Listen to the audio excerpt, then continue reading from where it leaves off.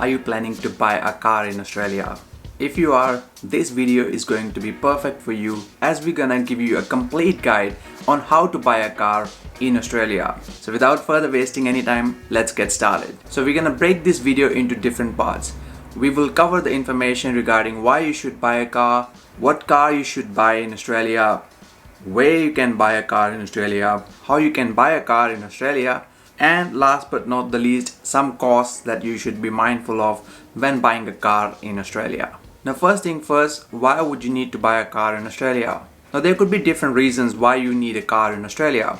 For example, one of the common reasons why people buy a car in Australia is because they need to travel to the work. So if your work is a bit far away from your home and the public transport is not that accessible, then it's definitely a good idea for you to buy a car, as obviously it helps you to save a lot of time so that you can easily move around from one place to the other. The other reason could be that you might want to work as a ride-sharing driver. So there are many people who work as a contractor with various apps like Uber, Ola, Didi, and many other platforms are there. So in order to work for those ride-sharing companies, you'll need a car. And last but not the least is just for travel and leisure. Maybe you just want to travel around Australia or travel around your state. And obviously it's much more easier than a public transport sometimes to take a car and do a bit of travel by yourself or with your partner or with your friends. So these could be some reasons why you need a car. Now the next thing is, what car should I buy? So when buying a car, these are some of the factors you need to consider. The first one is budget. Now it depends purely on your budget, what sort of car you can afford to buy. If you have a low budget, then it's a possibility that you will be restricted to few options only. But if you have a bit of room to play with your budget, then there are more choices available for you. The other thing to consider is the features. What sort of features do you need? For example, if you want to travel with your whole family and you got a family over here, then you may need to consider the seats and the size of the car. And obviously if you have little kids as well, so you may need to put their seats and stuff, so maybe extra additional storage and the fuel efficiency as well. And the next factor is your lifestyle. Again, consider that why you're buying this car. What's the purpose of buying this car? If your lifestyle just is like you're gonna go from one place to the other just for work, or if your lifestyle is traveling around Australia, then you obviously will have to consider those factors when buying a car.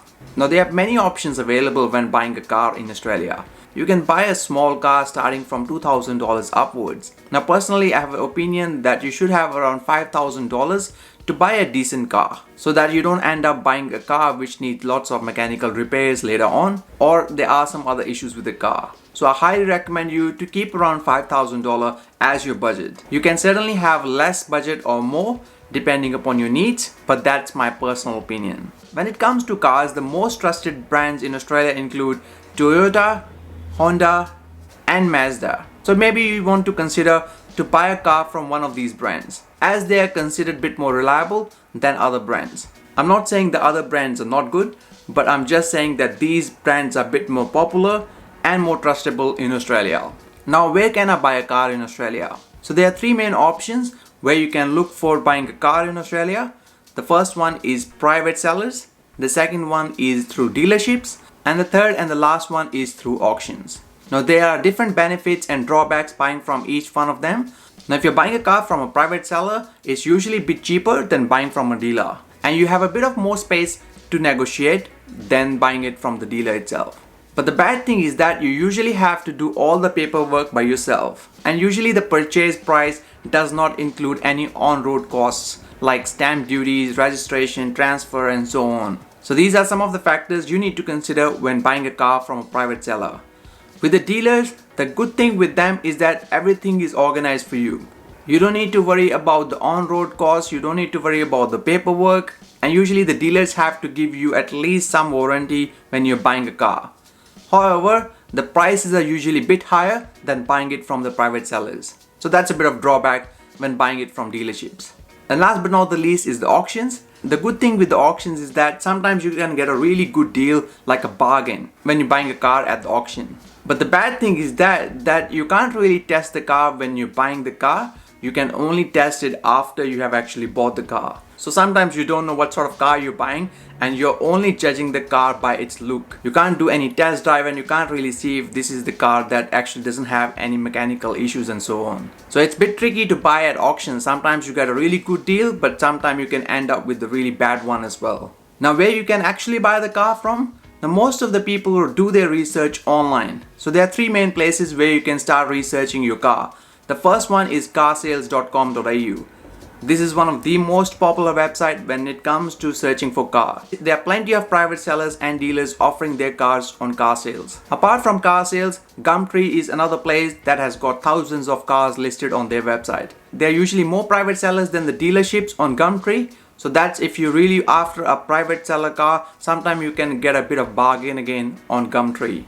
And last but not the least is Facebook Marketplace, which is another popular place these days to research for your cars. Now if you're after a car at the auction, I highly recommend you to research on Google with putting the name of your city and the car auctions in the Google search. And usually there are plenty of car auction places and you usually have to visit them to buy the cars over there. Some places do offer online auctions as well, but I highly recommend you guys to go and check the car first before you go ahead with your auction. Now the next thing is, how do you actually buy the car? What's the step-by-step process? So the step one is doing a research. So you will go to any of the websites that I mentioned earlier and you will try to find the car that suits your budget, and you will need to shortlist all these cars, which I highly recommend you to do, otherwise you won't be able to find some of the cars a bit later. So you shortlist these cars, maybe take a pen and paper and write it down on a piece of paper. You can actually shortlist these cars on the platform itself, like on carsales.com.au or gumtree.com.au. They give you an option to shortlist your cars. So highly recommend you to do that. Once you have shortlisted these cars, then it's time to contact all these sellers, whether it's a private seller or the dealers. I highly recommend you to send them a quick message or send them a quick email, or if you can call them up as well. Ask them if the car is still available and if you can come and do the inspection. And that's where the second step starts.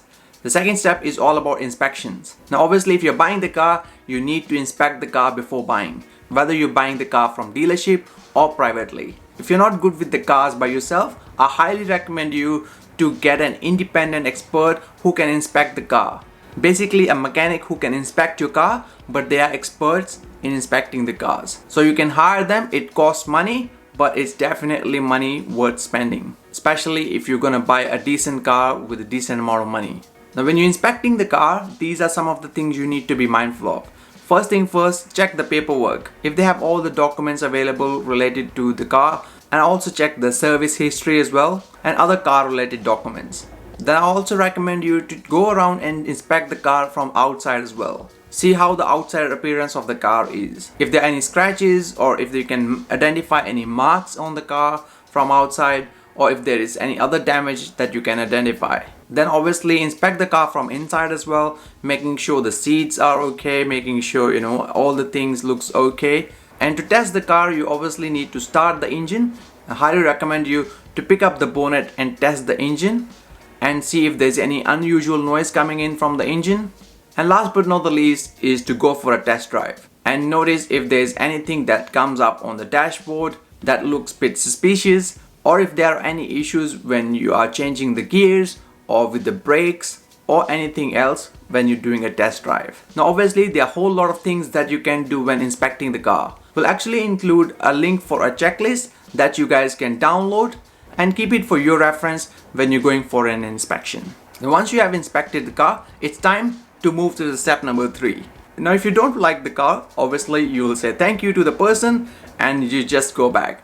But if you do like the car and you would like to offer, it's highly recommended you start negotiating the price with the seller.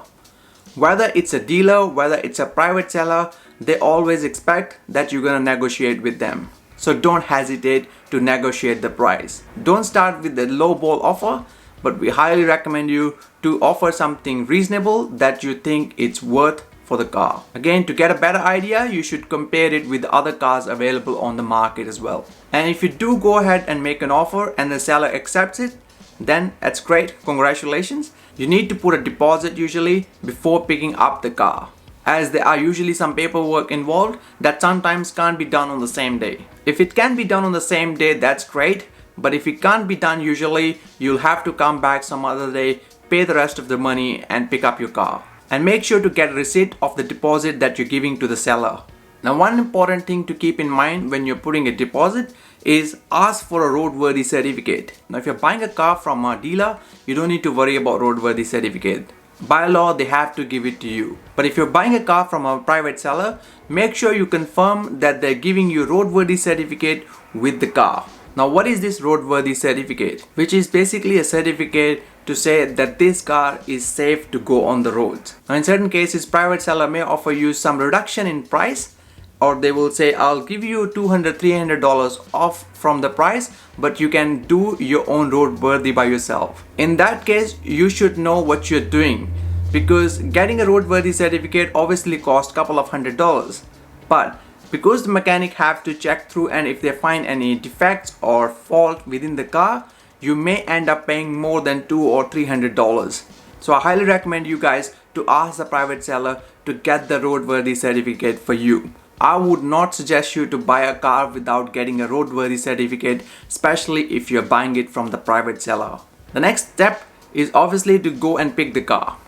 So you obviously will have to arrange all the money, and if you're ready to pay it with the cash or with the card, most of the dealers in Australia will accept either card or cash. But if you're buying a car from a private seller, they may prefer to get a cash or transfer directly into their bank account. Now, on the day when you're picking up the car, it's important that you get all the paperwork sorted, which includes your transfer documents, and make sure to ask for a valid photo ID from the seller so that you can verify their details when you're filling up these forms with the seller. Now, after checking the ID of the seller, make sure you give it back to the seller, and make sure you have original version of everything, of all the transfer documents, not only just the photocopies. Now, before you drive away with your new car from the seller's place, I highly recommend you to get your insurance sorted before driving out. Now, you can get an insurance before even you pick up the car from the seller by giving them certain details, but it definitely covers you in case if you have any accident on the way back from the seller to your house. So highly recommend you to get insurance before you drive out from the seller's place. And last but not the least is usually you will have to go to your local transport authority, which is different in each state and territory in Australia, and you need to give these transfer papers that you have completed with the seller to these local authorities. And then obviously you'll have to pay some money, which includes your transfer fee, stamp duty, and there could be some other costs. And once all this is done, all sorted, you're all good to go. This usually has to be done within first few days of buying the new car, especially when you're buying it from the private seller.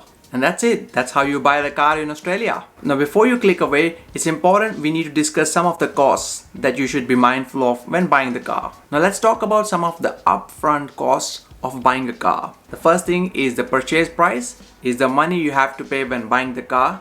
Then there could be a transfer fee that you will have to pay for transferring of the ownership. Then there is a stamp duty, that's kind of a tax that you have to pay on the value of the car. Then there's a roadworthy certificate. Obviously, if it's getting done by the dealer or the private seller, you don't need to worry about it. But if you're arranging your own roadworthy certificate, then you'll have to consider this cost. And if you are taking some finance or loan on the car, you'll need to consider the cost of that as well. Now, once you have bought the car, here are some of the expenses you should be mindful of. The first one obviously is fuel. Now, every time you run out of fuel, you need to refill your car.